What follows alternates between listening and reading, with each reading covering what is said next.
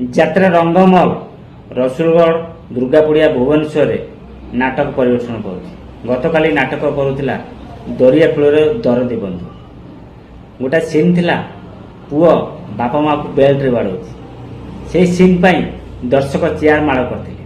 ମାନେ ନାଟରେ ଏତେ ମଜି ଯାଇଥିଲେ ଦର୍ଶକ ଚେୟାର ମାଡ଼ କଲେ। ଲାଷ୍ଟ ଷ୍ଟେଜ୍ ଉପରେ ଆସିକି ଅନୁରୋଧ କରି କହିଛନ୍ତି ସେ ସିନ୍ କାଟିବା ପାଇଁ। ସେ କହିଛନ୍ତି ଆମ ସମାଜକୁ କ'ଣ ମାନେ ଉଦାହରଣ ଦେଉଛୁ। ସେ ଅନୁରୋଧ କରିଛନ୍ତି ସେ ସିନ୍ଟା କାଟିବା ପାଇଁ। ଦେଖନ୍ତୁ ସେ ସିନ୍ଟା କ'ଣ ଥିଲା, ଚେୟାର କେମିତି ଫୋପଡ଼ା ହେଇଥିଲା, ଆଉ ଦର୍ଶକ ଆସି ଷ୍ଟେଜ୍ ଉପରେ କ'ଣ କହୁଛନ୍ତି।